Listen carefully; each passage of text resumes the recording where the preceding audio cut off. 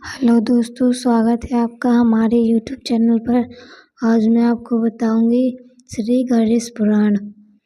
श्री गणेश जी की कथा का प्रारंभ प्राचीन काल की बात है। क्षेत्र में ऋषि, महर्षि और साधु संतों का समाज जुड़ा हुआ था, जिसमें श्री सूत जी की विद्यमान थे और शौनक साधु संतों का समाज था।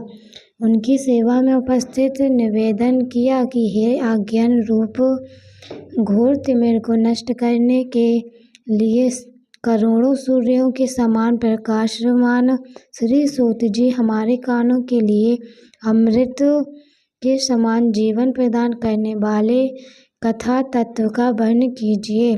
हे सूत जी, हमारे हृदय में ज्ञान के प्रकाश की वृद्धि तथा भक्ति, वैराग्य और विवेक की उपस्थिति जिस कथा में हो सकती है, वह हमारे प्रति कहने की कृपया कीजिए। शौनक जी की जिज्ञासा से सूत जी बड़े प्रसन्न हुए। पुरातन इतिहासों के स्मरण से उनका शरीर पुलकायमान हो रहा था।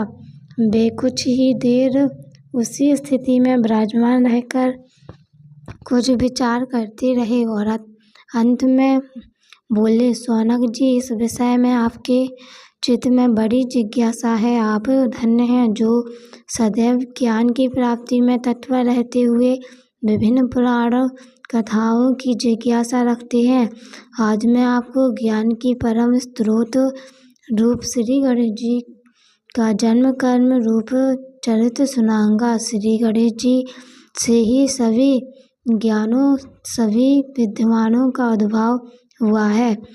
अब आप सावधान चित्त से विराजमान हो और श्री गणेश जी के ध्यान में नमस्कार पूर्वक उनका चरित्र श्रवण करें।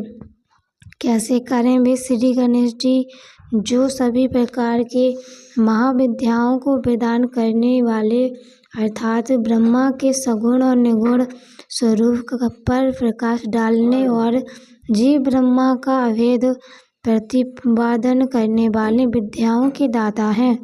वे विघ्नों को समुद्र में महर्षि अगस्त्य के समान शोषण करने में असमर्थ हैं, इसलिए उनका नाम विघ्न सागर शोषक के नाम से प्रसिद्ध है। मैं उन भगवान श्री गणेश जी को नमस्कार करता हूँ। यह कहकर सूत जी कुछ समय के लिए मौन हो गए और फिर बोले, शौनक जी, भगवान गणेश जी ही सर्वप्रथम पूजा प्राप्ति के अधिकारी हैं। किसी भी देवता की पूजा करो, पहले उन्हें को पूजा होगी। और शौनक जी ने निवेदन किया, हे भगवान, हे सूत, सर्वप्रथम यह बताने की कृपया कीजिए कि गणेश जी को प्रथम पूजा का अधिकार किस प्रकार प्राप्त हुआ।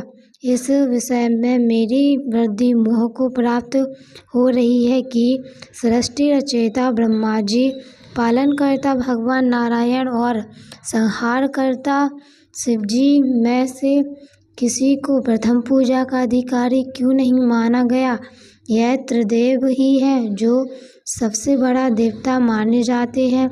सूत जी ने कहा, शौनक जी, यह भी एक रहस्य ही है। देखो, अधिकार मांगने से नहीं मिलता, वह तो प्राप्त होता है। इसके लिए योग्यता होनी चाहिए। संसार में अनेकों देवी देवता पूजे जाते हैं। पहले जो इसका इष्ट देव होता है, वह उसी की पूजा किया करता है और इससे बड़े देवताओं के महत्व में कमी आने की आशंका उत्पन्न हो गई। इस कारण देवताओं में परस्पर विवाद होने लगा। वे उनका निर्णय प्राप्त करने के लिए शिव जी के पास पहुँचे और प्रणाम करके पूछने लगे, प्रभु, हम सब में प्रथम पूजा का अधिकारी कौन है। शिव जी सोचने लगे कि किसे प्रथम पूजा का अधिकारी माने। तभी उन्हें एक युक्ति सूझी। बोले, देवगण, इसका निपटारा बातों से नहीं तथ्यों से होगा और इसके लिए एक प्रतियोगिता रखनी चाहिए। विश्व की परिक्रमा करने की प्रतियोगिता। देवगण उनका मुख देखने लगे, संकित हृदय से सोचने लगे कि कैसी प्रतियोगिता रहेगी। यह शिवजी ने उनके मन के भाव ताड़ लिए और इसलिए सांत्वना भरे शब्दों में बोले, घबराओ मत, कोई कठिन परीक्षा नहीं ली जाएगी। बस इतना ही है कि सभी अपने अपने वाहनों पर चढ़कर संसार की परिक्रमा करो और फिर यहाँ लौट जाओ। जो पहले लौटेगा वही सर्वप्रथम पूजा का अधिकारी होगा। अब क्या देर थी, सभी अपने अपने वाहन पर चढ़कर दौड़ पड़े और किसी का वाहन गजराज था तो किसी का सिंह, किसी का भैंसा तो किसी का मृग, किसी का हंस तो किसी का उल्लू, किसी का अश्व तो किसी का श्वान। अभिप्राय यह है कि वाहनों की विविधता के दर्शन उस समय जितने भले प्रकार से हो सकते थे उतने अन्य समय में नहीं। सबसे गया बीता वाहन गणेश जी का था। मूषक उन्हें चूहा भी कहते हैं। ऐसे वाहन के बल भरोसे इस प्रतियोगिता में सफल होना तो क्या सम्मिलित होना भी हास्यास्पद था। गणेश जी ने सोचा, थोड़ी ही देर में प्रतियोगिता में भाग लेने से हम तो यहाँ बैठे रहकर ही तमाशा देखेंगे। वे बहुत देर तक विचार करते रहे। अंत में उन्हें एक युक्ति सूझी। शिवजी स्वयं ही जगदाता हैं, यह संसार उन्हीं का प्रतिबिंब है, तब वो क्यों ना इन्हीं की परिक्रमा कर दिए जाए। इनकी परिक्रमा से ही संसार की परिक्रमा हो जाएगी। ऐसा निश्चय कर उन्होंने मूषक पर चढ़कर शिवजी की परिक्रमा की और उनके समक्ष जा पहुँचे। शिवजी ने कहा, तूने परिक्रमा पूर्ण कर ली? उन्हें उत्तर दिया, जी। शिवजी सोचने लगे कि इसे तो यहीं घूमते हुए देखा, फिर परिक्रमा कैसे कर आया। देवताओं का परिक्रमा करने के लौटने आरंभ हुआ और उन्होंने गणेश जी को वहाँ बैठे देखा तो माथा ठनक गया। फिर भी साहस करके बोले, अरे तुम विश्व की परिक्रमा के लिए नहीं गए? गणेश जी ने कहा, अरे मैं कब का यहाँ आ चुका हूँ। और देवता बोले, तुम्हें तो कहीं भी नहीं देखा। गणेश जी ने उत्तर दिया, देखते कहाँ से, समस्त संसार शिवजी में विद्यमान है और इनकी परिक्रमा करने से ही संसार की परिक्रमा पूर्ण हो गई। सूत जी बोले, शौनक, इस प्रकार गणेश ने अपनी बुद्धि के बल पर विजय प्राप्त कर ली और उनका कथन सत्य था, इसलिए कोई विरोध करता भी कैसे। बस उसी दिन से गणेश जी की प्रथम पूजा होने लगी। हरि अनंत हरिचरित अनंत द्वितीय अध्याय। सूत जी बोले, हे शौनक जी, यह एक तथ्य भी है कि गणेश जी ही आपके पात्र भी हैं। वे बड़े देवता का कार्य भी रिद्धि सिद्धि से करते हैं और विघ्न उपस्थित होने पर वह उस ब्रजराज का आश्रय न लिया हो। हे शौनक, वे देव भी बड़े दयालु हैं। नाम तो शिवजी का ही है, किंतु वे सर्वता और सर्वरक्षक प्रभु तो शिव जी की अपेक्षा भी शीघ्र ही प्रकट हो जाती है। उनका भक्त कभी किसी संकट में नहीं पड़ता। यदि प्रारंभ वशांत कभी किसी उत्पत्ति में पड़ भी जाए तो गणेश्वर की उपासना करने पर उन्हें अनुग्रह से उनके समस्त दुख दूर होकर परम सुख की प्राप्ति होती है। शौनक ने कहा, हे सूत जी, हे महाभाग, हे प्रभु, मैं गणेश जी के विभिन्न चरित्रों का अध्ययन करना चाहता हूँ, तो मुझे बताइए कि किस ग्रंथ का अवलोकन करूँ। हे दयामय, आपको तो उनके समस्त चरित्र विदित हैं। यदि आप ही उन्हें सुनाने की कृपा करें तो मेरा अत्यधिक उपकार होगा। सूत जी बोले, हे शौनक, भगवान गणेश्वर के इतने चरित्र हैं कि उन सब का कथन इस सिन से संभव नहीं है, क्योंकि प्रभु अनंत, प्रभु चरित्र अनंता बाली बाद समस्त विद्यमान ऋषि मुनि कहते हैं कि फिर भी जुड़े हुए, इसलिए उनका प्रभावी सर्वाधिक व्यापक है। इस प्रकार उन्होंने वहाँ देव चरित्र में जुड़े हुए ये इनका प्रभाव ही सर्वाधिक व्यापक समझा। हे मुनि, हे शौनक, वे भगवान सर्वप्रथम हैं और सभी का तिरस्कार करने में समर्थ हैं, किंतु उनका तिरस्कार कोई भी नहीं कर सकता। यह त्रिलोक्य उन्हीं भगवान के संकेत पर नृत्य करता है और उनकी समस्त क्रियाएं उन्हीं की इच्छा पर आश्रित हैं। हे शौनक, भगवान गणेश्वर स्वयं कहते हैं कि हे नरेश्वर, हे विष्णु शक्ति सूर्य और मुझ गणेश में जो अभेद बुद्धि योग है, मेरे मत में वही सम्यक योग्य है। और इससे यह भी सिद्ध है कि समस्त देवता उन्हीं के स्वरूप हैं। वे ही भगवान विभिन्न कार्य रूपों के अनुसार अपना भिन्न भिन्न नाम रखते हैं। हे मुनि श्रेष्ठ, उन सब देवताओं के चरित्र भी उन्हीं गणराज के चरित्र हैं। यद्यपि सब चरित्र एक ही ग्रंथ में मिलने संभव नहीं है, फिर भी गणेश्वर के अनेकों प्रमुख चरणों का वर्णन गणेश पुराण में हुआ है। राजा सोमकांत का वृत्तांत कथन। शौनक जी ने पूछा, हे प्रभु, गणेश पुराण का आरंभ किस प्रकार हुआ, यह मुझे बताने की कृपा करें। इस पर सूत जी ने कहने लगे कि हे शौनक, यद्यपि गणेश पुराण है तो बहुत प्राचीन, क्योंकि भगवान गणेश्वर तो आदि हैं। न जाने कब से गणेश जी ने अपने उपासकों पर कृपा करते चले आ रहे हैं। उनके अनंत चरित्र हैं, जिनका संग्रह एक महापुराण का रूप ले सकता है। उसे एक बार भगवान नारायण ने नारद जी को, भगवान शंकर और जगत जननी पार्वती जी को सुनाया था। बाद में वही पुराण संक्षिप्त रूप में ब्रह्मा जी ने महर्षि वेदव्यास को सुनाया और फिर व्यास जी से महर्षि भृगु से सुना। भृगु ने कृपा करके सौराष्ट्र के एक राजा सोमकांत को सुनाया था। तब वह पुराण अनेक कथाओं में विस्तृत होता है और अनेक कथाओं से रहित हुआ, अनेक रूप में प्रचलित हुआ। शौनक जी ने पूछा, भगवान, यह बताने का कष्ट करें कि राजा सोमकांत कौन था और उसने महर्षि से गणेश पुराण का श्रवण कहाँ किया था। वह पुराण के श्रवण से उसे क्या क्या उपलब्धियां हुई। हे नाथ, मुझे श्री गणेश्वर की कथा के प्रति उत्कृष्टता बढ़ती ही जा रही है।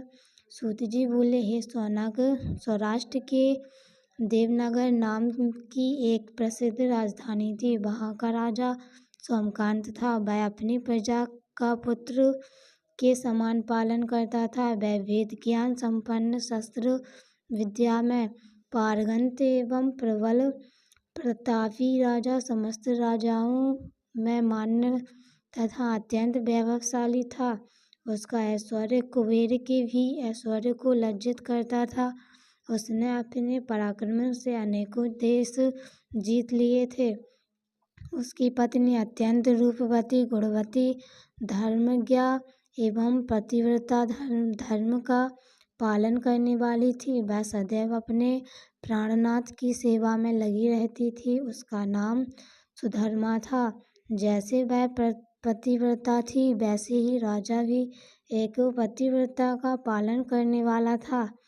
उसके हेमकांत नामक एक सुंदर पुत्र था। वह भी सभी विद्याओं का ज्ञाता और अस्त्र शस्त्र आदि के अभ्यास में निपुण हो गया था। वह सभी श्रेष्ठ लक्षणों से संपन्न, सद्गुणी एवं प्रजाजनों के हित के लिए अत्यंत पोषक था। इस प्रकार राजा सोमकांत स्त्री पुत्र पशु वाहन राज्य एवं प्रतिष्ठा आदि से सब प्रकार सुखी था। उसे दुख तो था नहीं। सभी राजागण उसका हार्दिक सम्मान करते थे तथा उसकी श्रेष्ठ कीर्ति भी संसार व्यापी थी। परंतु युवावस्था के अंत में सोमकांत की घृणित कुष्ठ रोग हो गया। उसके अनेक उपचार किए किंतु कोई लाभ नहीं हुआ। रोग शीघ्रता से बढ़ने लगा और उसके कीड़े पड़ गए, और जब रोग की अधिक वृद्धि होने लगी और इसका कोई उपाय न हो सका तो राजा ने मंत्रियों को बुलाकर कहा, सुब्रतो, जाने किस कारण यह रोग मुझे पीड़ित कर रहा है। अवश्य ही यह किसी पूर्व जन्म के पाप का फल होगा। इसलिए मैं अब अपना समस्त राज्यपाट छोड़कर वन में रहूंगा। मेरे पुत्र हेमकांत को मेरे समान मानकर राज्य शासन का धर्मपूर्वक संचालन कराते रहें। यह कहकर राजा ने शुभ दिन दिखवाकर अपने पुत्र हेमकांत को राजपद पर अभिषेक किया और अपनी पत्नी सुधर्मा के साथ निर्जन वन की ओर चल दिए। प्रजापालक राजा के वियोग में समस्त प्रजाजन अश्रुत बहाते हुए उनके साथ चले। राज्य की सीमा पर पहुंचकर राजा ने अपने पुत्र आत्मेयगण और प्रजाजनों को समझाया, आप सब लोग धर्म के जानने वाले हैं, श्रेष्ठ आचरण में तत्पर एवं सहज हृदय से। यह संसार तो वैसे भी परिवर्तनशील है। जो आज है वह कल नहीं था और आने वाला कल भी नहीं रहेगा। इसलिए मेरे जाने से दुख का कोई कारण नहीं है। मेरे स्थान पर मेरा पुत्र सभी कार्य को करेगा। इसलिए आप सब उसके अनुशासन में रहते हुए उसे सदैव सम्मति देते रहें।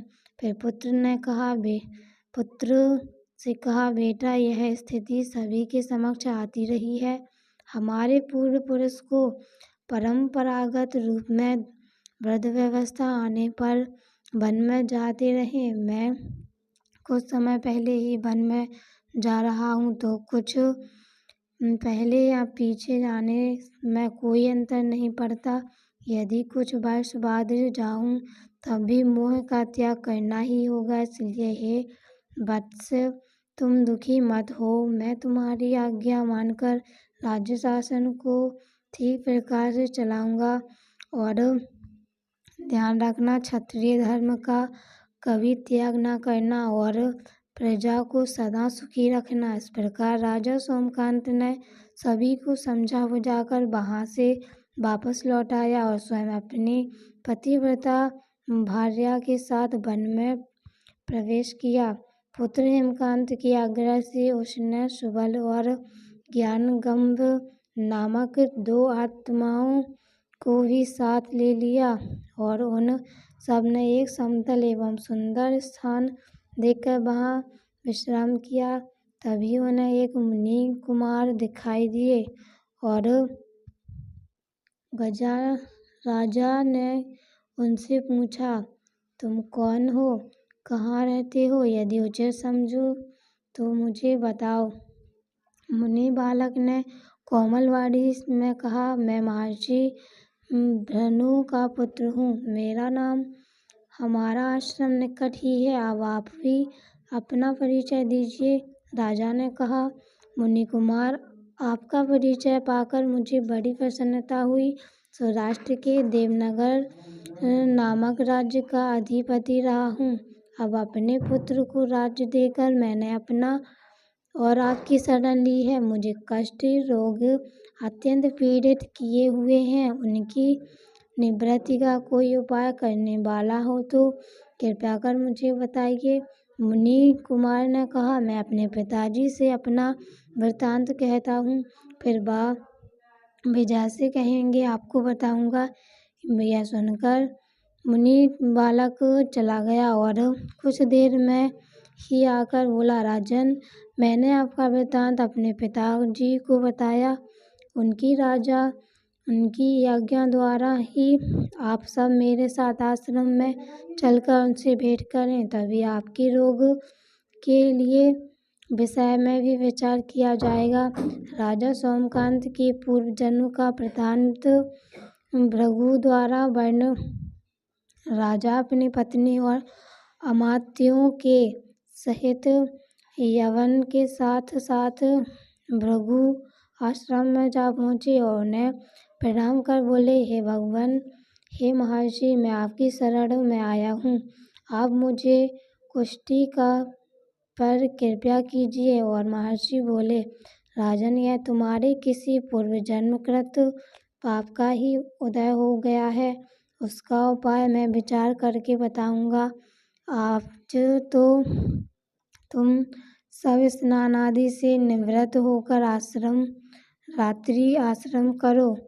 और महर्षि की आज्ञानुसार सबने स्नान भोजन आदि के उपरांत रात्रि व्यतीत की और प्रातःकाल स्नान आदि नित्य कर्मों से निवृत्त होकर महर्षि की सेवा में उपस्थित हुए। महर्षि ने कहा, राजन, मैंने तुम्हारे पूर्व जन्म का वृत्तांत जान लिया और यह भी विदित कर लिया कि पाप के फल से तुम्हें इस घृणित रोग की प्राप्ति हुई है। यदि तुम चाहो तो उसे सुना दूं।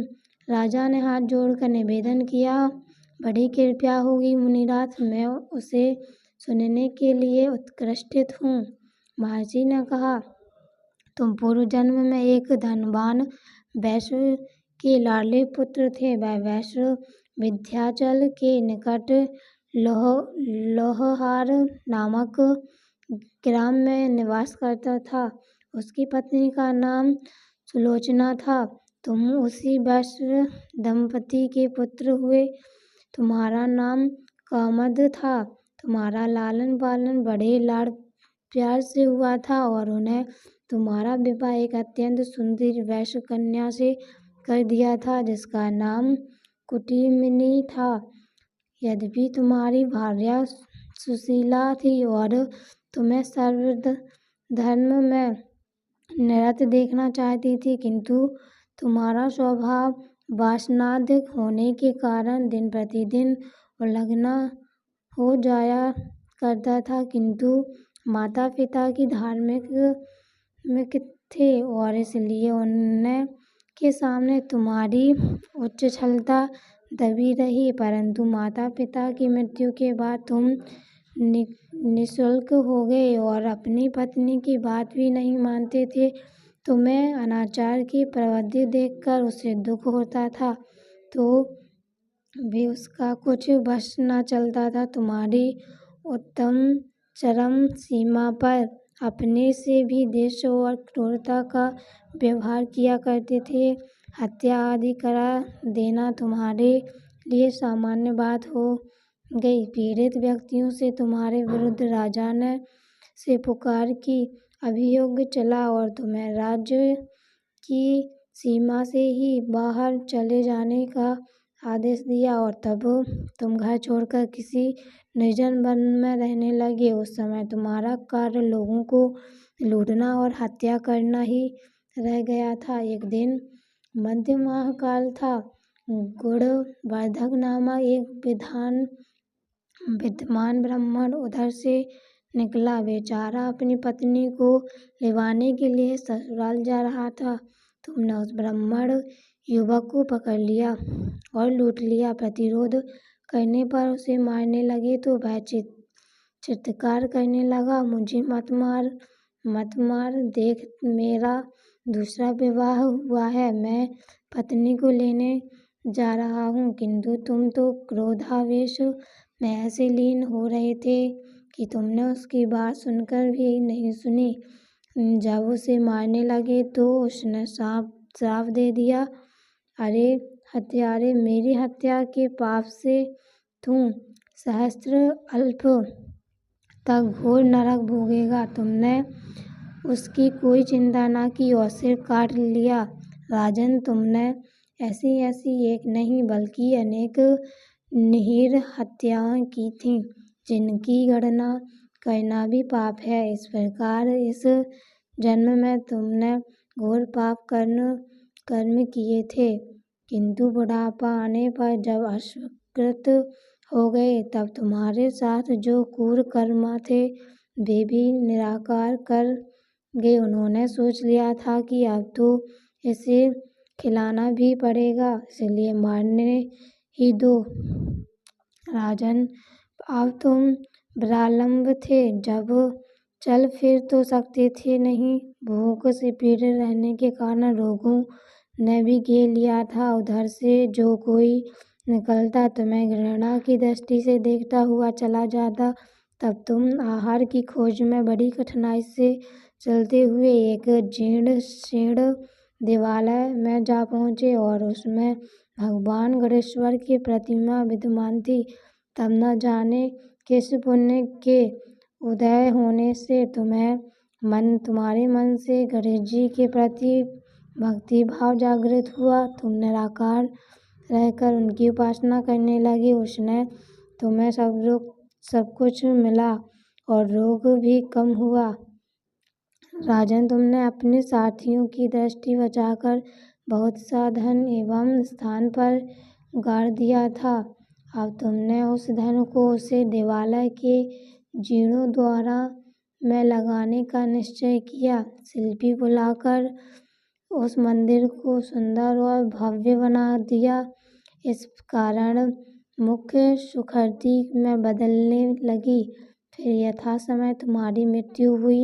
यमदूतों ने पकड़कर तुम्हें यमराज के समक्ष उपस्थित किया। यमराज तुमसे बोले, जीव, तुमने पाप और पुण्य दोनों ही किए हैं और दोनों का ही भोग तुम्हें भोगना है, किंतु अपने पाप का फल भोगना चाहते हो या पुण्य का? इसके उत्तर में तुमने प्रथम अपने पुण्य कर्म के भोग की इच्छा प्रकट की और इसलिए उन्हें तुम्हें राजकुल में जन्म लेने के लिए भेज दिया। पूर्ण जन्म में तुमने भगवान गणाध्य का सुंदर एवं भव्य मंदिर बनवाया था, इसलिए तुम्हें सुंदर देह की प्राप्ति हुई। यह कहकर महर्षि भृगु कुछ रुके और क्योंकि उन्होंने देखा कि राजा को इस वृत्तांत पर शंका हो रही, तभी महर्षि के शरीर में असंख्य विकराल पक्षी उत्पन्न होकर राजा की ओर झपकते। उनकी चोंच बड़ी तीक्ष्ण थी, जिनसे वे राजा के शरीर को नोच नोच कर खाने लगे। उसके कारण उत्पन्न असंख्य पीड़ा से व्याकुल हुए राजा ने महर्षि के समक्ष हाथ जोड़कर निवेदन किया, प्रभु, आपका आश्रम तो समस्त दोष दुर्देश्य आदि से परे है और यहाँ मैं आपकी शरण में बैठा हूँ, तब यह पक्षी मुझे अकारण ही क्यों पीड़ित कर रहा है? हे मुनिनाथ, इसने मेरी रक्षा कीजिए। और महर्षि ने राजा से आर्तवचन सुनकर सान्त्वना देते हुए कहा, राजन, तुमने मेरे वचनों में शंका की थी और जो मुझे अत्यवादी के कथन में शंका करता है उसे खाने के लिए मेरे शरीर से इसी प्रकार पक्षी प्रकट हो जाते हैं, जो कि मेरे हुंकार करने का भस्म हो जाया करते हैं। यह सुनकर महर्षि ने कहा, हुंकार की और तभी वे समस्त पक्षी भस्म हो गए। राजा श्रद्धावंत होकर उनसे समक्ष अश्रुपात करता हुआ बोला, प्रभु, अब आप पाप से मुक्त होने का उपाय कीजिए। महर्षि ने कुछ विचार कर, राजन, तुम पर भगवान गणेश्वर की कृपा सहज रूप से है और वे ही प्रभु तुम्हारे पापों को दूर करेंगे। मैं समर्थ है, इसलिए तुम उनके पापनाशक चरित्र का श्रवण करो। गणेश पुराण में उनके चरित्र का भली प्रकार वर्णन हुआ है। अतएव तुम श्रद्धा शक्ति पूर्वक उसी को सुनो और चित्त लगाओ। राजा ने प्रार्थना की, महामुने, मैंने गणेश पुराण का नाम भी आज तक नहीं सुना, तो उनके सुनने का सौभाग्य कैसे प्राप्त कर सकूँगा। हे नाथ, आपसे अधिक ज्ञानी और प्रकांड विद्वान और कौन हो सकता है। आप ही मुझ पर कृपा कीजिए। महर्षि ने कहा। राजा की दीनता देखकर उसने उसके शरीर पर अपने कमंडलू का मंत्र फूंक जल छिड़का। तभी राजा को एक छींक आई और नासिक में एक अत्यंत छोटा काले कर्ण का पुरुष बाहर निकल आया। देखते देखते वह बढ़ गया। उसके भयंकर रूप को देखकर राजा कुछ भयभीत हुआ, किंतु समस्त आश्रमवासी वहां से भाग गए। वह पुरुष महर्षि के समक्ष हाथ जोड़कर खड़ा हो गया। भृगु ने उसकी ओर देखा और कुछ उच्च स्वर में बोले, तुम कौन हो, क्या चाहते हो। वह बोला, मैं साक्षात पाप हूँ। समस्त पापियों के शरीर में मेरा निवास है। आपके मंत्र पुत्र जल के स्पर्श से मुझे विवश होकर राजा के शरीर से बाहर निकलना पड़ा। अब मुझे बड़ी भूख लगी है, बताइए क्या खाऊं और कहाँ रहूं। महर्षि बोले, तुम उस आम के अवश्य स्थान में निवास कर और उसी वृक्ष के पत्ते खाकर जीवन निर्वाह कर। यह सुनते ही वह पुरुष आम के वृक्ष के पास पहुंचा, किंतु उसके स्पर्श मात्र से ही वह वृक्ष जलकर भस्म हो गया। फिर जब पाप पुरुष को रहने के लिए कोई स्थान दिखाई ना दिया तो वह अंतर्हित हो गया। राजा द्वारा गणेश पुराण श्रवण का संकल्प। महर्षि बोले, राजन, कालांतर में यह वृक्ष पुनः अपना पूर्ण रूप धारण करेगा। जब तक यह पुनः उत्पन्न न हो तब तक मैं तुम्हें गणेश पुराण का श्रवण कराता रहूँगा। तुम पुराण श्रवण के संकल्प पूर्वक आदिदेव गणेश जी का पूजन करो, तब मैं गणेश पुराण की कथा का आरंभ करूँगा। मुनिराज के आदेश अनुसार राजा ने पुराण श्रवण का संकल्प किया और उसी समय राजा ने अनुभव किया कि अपनी समस्त पीड़ाएं दूर हो गईं और दृष्टि डाली तो कुष्ठ रोग का अब कहीं चिन्ह भी शेष नहीं रह गया था। अपने को पूर्ण रूप से रोग रहित एवं पूर्णव्रत सुंदर हुआ देखकर राजा आश्चर्य की सीमा न रही और उसने महर्षि के चरण पकड़ लिए और निवेदन किया कि प्रभु, मुझे गणेश पुराण का विस्तार पूर्वक श्रवण कराइए। महर्षि ने कहा, राजन, यह गणेश पुराण समस्त पापों और संकटों को दूर करने वाला है। तुम इसे ध्यान पूर्वक सुनो और इसका श्रवण गणपति भक्तों को ही करना चाहिए, अब किसी को नहीं। कलियुग में पापों की आर्थिक वृद्धि होगी और लोग कष्ट सहन में असमर्थ एवं अल्पायु होंगे। उनके पाप दूर करने का कोई साधन नहीं होगा।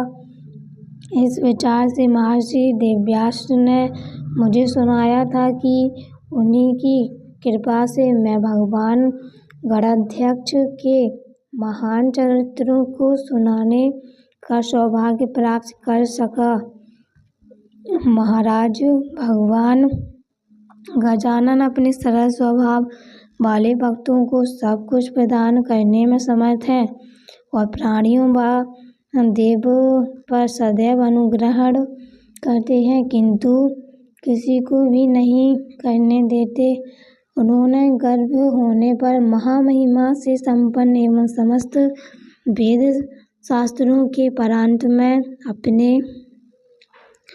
अपने पराये वेदव्यास जी को भी तिरस्कार कर दिया था और बलि, निर्बल व मूर्ख विद्वान का कोई भी भेद नहीं है।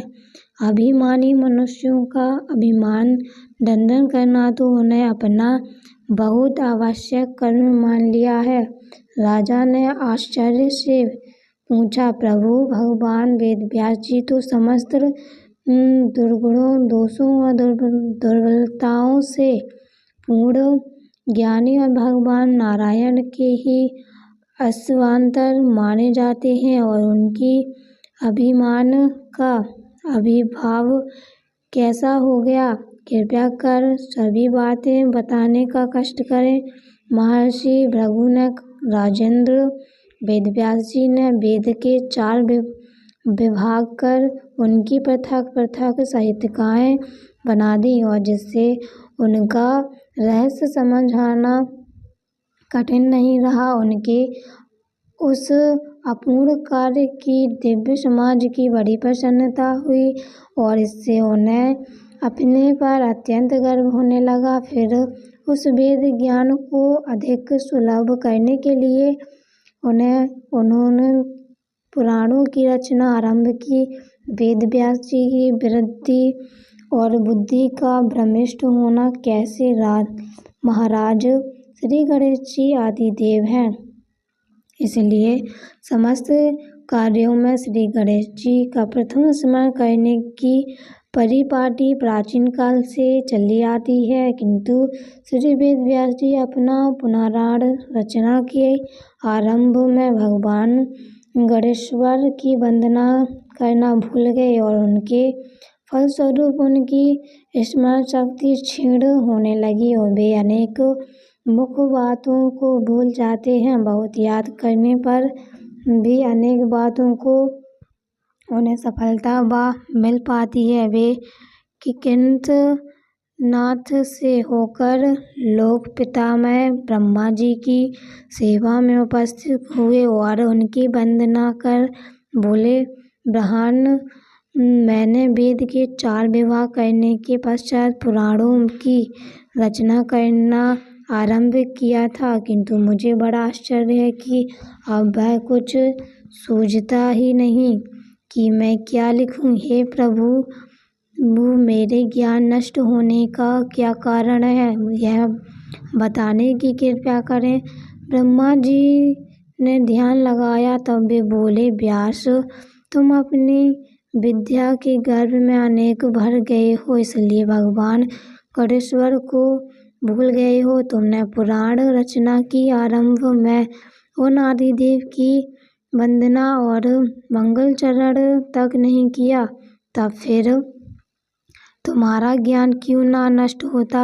अब तुम गणेश जी को ही प्रसन्न करो। व्यास जी को अपनी भूल का ज्ञान हो गया और किंतु उन्हें श्री गणेश के विषय में अभी कुछ भी समझ नहीं आया, इसलिए उन्होंने विनय पूर्वक ब्रह्मा जी से पूछा, प्रभु, मुझे श्री गणेश जी के विषय में कुछ भी ज्ञान नहीं है, आप बताइए कि गणेश जी कौन है और उनका स्वरूप कैसा है, उनके चरित्र की विशेषता क्या है। ब्रह्मा जी ने कहा, सत्यवती नंदन, श्री गणेश जी तो सर्वाधिक प्रसिद्ध हुए महामहिम परात्पर ब्रह्मा है और आगमन शास्त्र में उनकी 7 करोड़ मंत्र उपलब्ध है और उनके षष्ठक्षरी और एकाक्षरी मंत्र अधिक सरल हैं। जो उनकी उपासना करने वाले भक्त हैं, उनके दर्शन करने से भी समस्त विघ्न नष्ट हो जाते हैं। एक बार शिव जी ने उनकी स्थापना विधि पर प्रकाश डाला था, उसे मैं तुम्हारे प्रति कहता हूँ। हे व्यास, प्रातः काल शौच आदि से निवृत्त होकर पवित्र जल में स्नान करें और शुद्ध वस्त्र धारण करके श्रेष्ठ आसन पर पूर्वभित मुख बैठकर आचमन, प्राणायाम और मन संरोचित द्वारा पूजन करके प्रणय बीज मंत्र के सहित उनके एक क्षारी मंत्र का अनुष्ठान विधि पूर्वक जप करें। जब भगवान गजानन के स्वरूप वे दर्शन हो जाए, तब वह अखंड रूप से निरंतर चलता रहे। इस प्रकार की आराधना करने पर भगवान गणेश्वर अवश्य प्रसन्न हो जाते हैं। और ब्रह्मा जी से उपासना विधि सीखकर व्यास जी ने उन्हें प्रणाम किया और बोले, ब्रह्मन, गणेश मंत्र और बीज कौन सा है, उसका जप अब तक किसे किससे करना चाहिए और किस किसने किया है और उसे क्या क्या सिद्धियां प्राप्त हुई हैं। ब्रह्मा जी ने कहा, व्यास श्री गणेश्वर उकार मैं समस्त वेद उन्हीं का गान करते हैं, समस्त मंत्रों का बीज है और उनके द्वारा भगवान गजानन की ही जप का स्थापन होता है। अकेले प्रणव की ही बड़ी महिमा है और उसी का जप करके देवता, मनुष्य, ऋषि, मुनि आदि सभी अपने अपने अभिष्ट की सिद्धि कर सकते हैं। व्यास जी बोले, इसे कुछ विस्तार से समझाइए, कहिए। गणेश जी की महिमा के लिए विषय में मेरी जिज्ञासा बढ़ती जा रही है। हे पितामह, मुझ पर कृपा कीजिए। गणेश जी का त्रिवेंद्र के कार्य सौंपने का वर्ण। ब्रह्मा जी बोले, दीपायन, मैं तुम्हें प्राचीन काल का एक संगम सुनाता हूँ। जब संसार का प्रलय काल उपस्थित हुआ, तब जल वायु के घोर उत्पाद से सृष्टि नष्ट हो गई और समस्त सृष्टि की माया मोह में डूबकर अदृश्य हो गई। उस समय मैंने, विष्णु ने और शिव ने एक साथ बैठकर विचार किया कि अब क्या किया जाए। कोई उपाय भी नहीं सोचता, फिर पूछे भी तो किससे, कहीं कोई भी दिखाई नहीं देता था।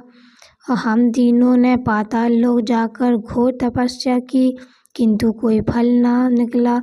अब हम बहुत थक गए थे, तो वहाँ से पृथ्वीगिरी पर आकर घूमने लगे। सर्वत्र अंधकार था और उसमें एक जलाशय दिखाई दिया। उसमें बड़ा तेज था और जिसकी सहायता से आकाश में गमन करने की बड़ी सुविधा व्यतीत हुई, किंतु भूख प्यास से व्याकुल होने के कारण हम अधिक भ्रमण में भी असमर्थ हो गए। हम थक कर एक स्थान पर रुके ही थे कि हमारे समक्ष करोड़ों सूर्यों के समान प्रकाश प्रकट हो गया। हमारे ध्यान से देखा तो उस प्रकाश पुत्र में भगवान गणाध्याय विराजमान थे और हमने तुरंत ही उनको प्रणाम किया और स्तुति आरंभ की।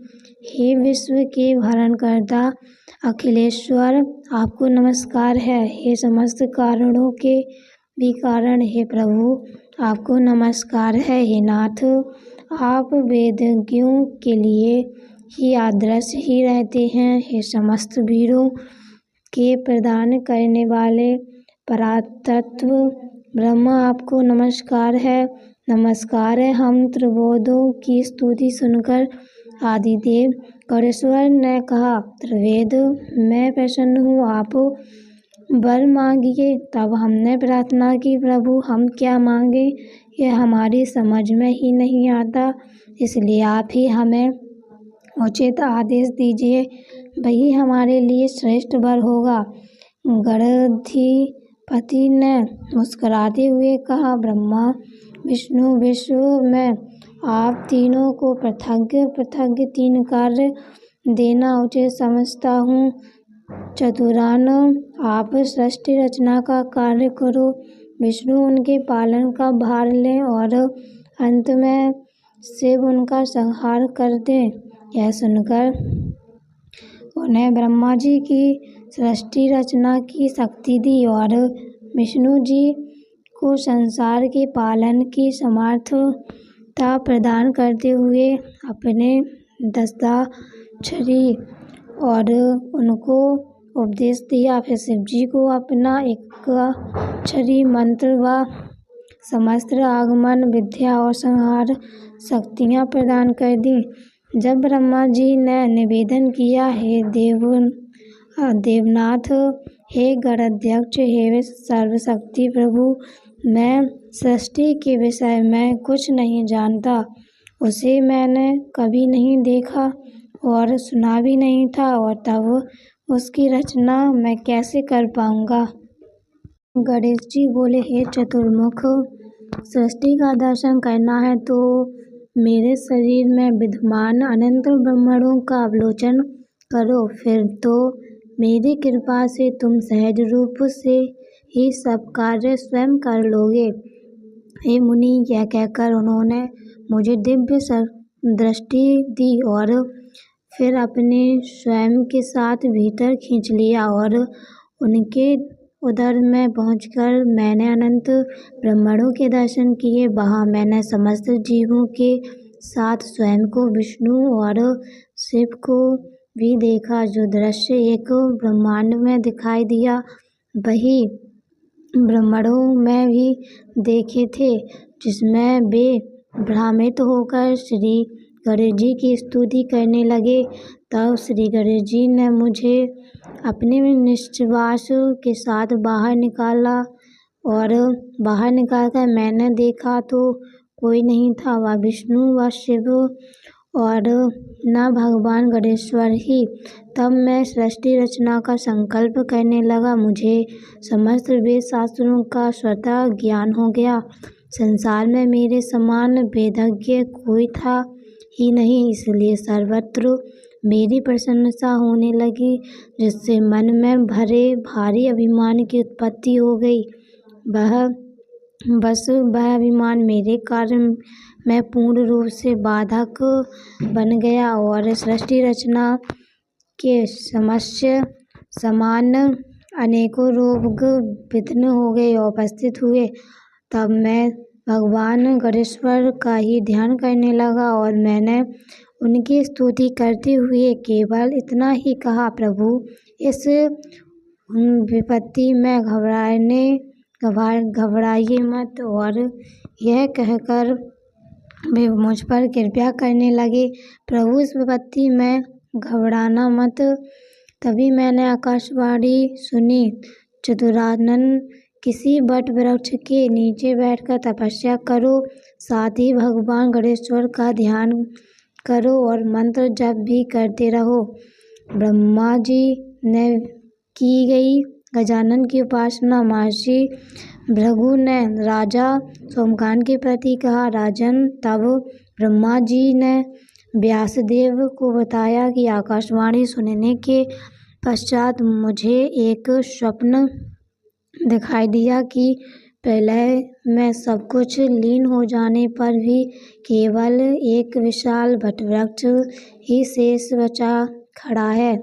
उस समक्ष वृक्ष के एक पत्र पर कोई बहुत छोटा बालक लेटा हुआ है। मैंने ध्यान से देखा तो उसका रूप भगवान विनायक देव के ही समान था। उसने दर्शन कर मुझे एक बड़ा आनंद हुआ और मैं पुनः गणेश मंत्र का जाप करने लगा। हे मुनि, तभी मैंने देखा कि वह बालक धीरे धीरे मेरे पास आ रहा है।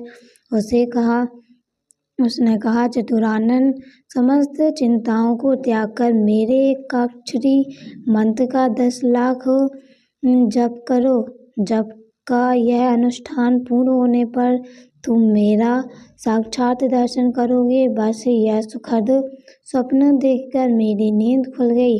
हे व्यास, फिर मैंने एकाक्षरी मंत्र का जपानुष्ठान आरंभ किया। जिस प्रकार भी संभव हुआ मैंने उस आदिदेव को पूर्ण प्रसन्न करने का प्रयास किया। अनुष्ठान पूर्ण होने पर मुझे भगवान गणेश्वर के साक्षात दर्शन हुए और उनके अत्यंत तेजस्वी और विलक्षण रूप में समक्ष मेरे नेत्रों में चकोरता भर गया और समष्टि को भी नष्ट हो गई। उसी समय मेरे कानों में भगवान गजानन की गंभीर वाणी सुनाई दी। चतुरानन, स्वप्न में मैंने तुम्हें प्रत्यक्ष दर्शन देने का वचन दिया था, उसे मैंने पूरा कर दिया। वह तुम अपना अभिलाषित वर मुझसे मांग लो। हे मुनि, मैंने गजानन भगवान को प्रणाम कर निवेदन किया, प्रभु, कार्य में उपस्थित सभी विघ्न दूर हो गए और मुझे शुद्ध ज्ञान की प्राप्ति हो, जिससे मैं आपके गुणानुवादन में भी समर्थ हो सकूं। इस पर गणेश्वर प्रभु कहकर अंतर्ध्यान हो गए। महर्षि भृगु बोले, हे राजन, भगवान गणाध्यक्ष के अदृश्य हो जाने पर ब्रह्मा जी ने सर्ग रचना का आरंभ किया। सर्वप्रथम उन्होंने मारीचादि 14 मानस पुत्र उत्पन्न किए और उन्हें आदेश दिया कि सृष्टि रचो, किंतु उन्होंने अति तपस्वी और अति ज्ञानी के कारण चतुरानंद के आदेश पर ध्यान नहीं दिया। फिर विवश हुए चतुर्मुख ने स्वयं ही दृष्टि की रचना की और निश्चित होकर प्रभु चिंतन करने लगे। इस प्रकार ब्रह्मा जी को मार्ग रचना में जो सफलता प्राप्त हुई, उसका पूर्ण श्रेय भगवान गणेश्वर की उपासना का ही है। शौनक ने सूत जी से पूछा, प्रभु, गणेश्वर का पूजन केवल ब्रह्मा जी ने किया था अथवा किसी अन्य देवता ने भी? विष्णु और शिव तो स्वयं सर्वशक्तिमान प्रभु हैं। समस्त विश्व का पालन और संहार क्रमशः यही दोनों करते हैं, इसलिए यह दोनों ही अपने अपने कार्य में समर्थ हैं। फिर वह गणेश का पूजन क्यों करते होंगे? उनकी बात सुनकर सूत जी को हंसी आ गई। बोले, हे मुने, मैं समझ रहा हूँ कि तुम ऐसे अटपटे प्रश्न क्यों कर रहे हो। अवश्य ही तुम इन प्रश्नों के द्वारा लोक कल्याण का साधन करना चाहते हो। वस्तुतः तुम्हारा यह विचार समस्त विश्व के हित में होने के कारण अत्यंत प्रशंसनीय है। हे शौनक, अब मैं तुम्हारे प्रश्न का उत्तर देता हूँ। सुनो, श्री गणाध्यक्ष का पूजन कर समस्त देवताओं ने समय समय पर किया है। यह जब जब जिस जिस देवता के कार्य में विघ्न व्यर्थधान की उपस्थिति हुई, तब तब वही देवता उन प्रभु की भक्तिभाव पूर्वक आराधना में वृत्रांत हुए और यहाँ तक कि समस्त शक्तियाँ स्वरूप देवताओं ने भी उन गणपति की उपासना करके अपने अपने अभिष्ट की प्राप्ति की है। विघ्नेश्वर की उपासना भगवान विष्णु द्वारा हे मुने, गणेश जी का पूजन ब्रह्मा जी ने भी किया था। उसका वर्णन तो मैं कर ही चुका हूँ। भगवान विष्णु ने भी संकटग्रस्त होने पर उन्हीं प्रभु की उपासना करके सिद्धि प्राप्त की थी। इस संबंध में स्वयं ब्रह्मा जी ने व्यास जी को जो उपाख्यान कहा था, वही महर्षि भृगु ने राजा सोमकांत के प्रति कहा था। वह उस पर परम हर्ष को देने वाली गाथा को मैं तुम्हारे प्रति करता हूँ। तुम ध्यान से सुनो। एक बार जब ब्रह्मा जी सृष्टि रचना में लगे हुए थे, तब भगवान विष्णु ने कानों से मधु केटव नामक के 2 दैत्य उत्पन्न हो गए। वे भूख से व्याकुल होकर इधर उधर घूमने लगे तो ब्रह्मा जी पर दृष्टि पड़ी। फिर क्या था, वे उन्हीं की खास समझकर उनकी ओर दौड़े और ब्रह्मा जी उनकी चेष्टा देखकर भयभीत हो गए। उन्होंने व्याकुल होकर योगमाया से निवेदन किया कि भगवान विष्णु को जगा दो देवी, अन्यथा ये असुर मुझे खा डालेंगे। योगमाया की प्रेरणा से भगवान की निद्रा दूर हुई। 6 ब्रह्मा जी पर संकट देखकर भगवान ने अपने की ध्वनि की, जिसे सुनकर त्रिलोक कांप उठा। उस ध्वनि को सुनकर मधु केटव सोचने लगे कि ब्रह्मा जी को भूलकर भगवान विष्णु पर टूट पड़े। अब तो दोनों को घोर युद्ध होने लगा। 5000 वर्ष तक घोर युद्ध हुआ, किंतु असुरों पर विजय न मिल सकी। जब भगवान का वश न चला तो उन्होंने संगीतज्ञ गंधर्व का स्वरूप धारण कर लिया और एक वन में जाकर वीणा का श्रुति स्वर में गीत गाने लगे। उनके गीत से 3 लोग मुग्ध हो गए और वह स्वर कैलाशपति भगवान शंकर के भी कानों में पड़ गया। उन्होंने निकुंभ और पुष्पदंत को आदेश दिया कि वह उसी संगीत यज्ञ को लिवा लाओ। शिवगण उन्हें लिवा लाए और गर्दन वेशधारी विष्णु ने उन्हें प्रणाम कर उनके आदेश पर वीणा की तान छेड़ी और उसे सुनकर भगवान माता पार्वती, गणेश जी और कार्तिकेय तथा अन्य सभी देवता मग्न हो गए। शंकर से प्रसन्न होकर कहा, वर मांगो। विष्णु बोले, वर देना चाहते हैं तो मधु कैटभ नामक असुरों का नाश हो जाए, यह वर दीजिए। शुंभ हंसे और बोले, तो तुम विष्णु हो, इस वेश में यहाँ आने की क्या आवश्यकता हुई? क्या असुरों के भय से वेश बनाए घूम रहे हो? विष्णु ने कहा, आपको प्रसन्न करने के लिए ही यह सब करना पड़ा। हे असुतोष, अब आप शीघ्र ही वह उपाय कीजिए जिससे असुरों का नाश हो सके। शिवजी से प्रसन्न मुद्रा में कहा, रमानाथ, यदि असुरों पर विजय प्राप्त करनी है तो गणेश जी को प्रसन्न करो। वे ही असुरों को अपनी माया से मोहित करके आपके वश में कर सकते हैं। विष्णु बोले, उन्हें प्रसन्न करने की विधि बताइए।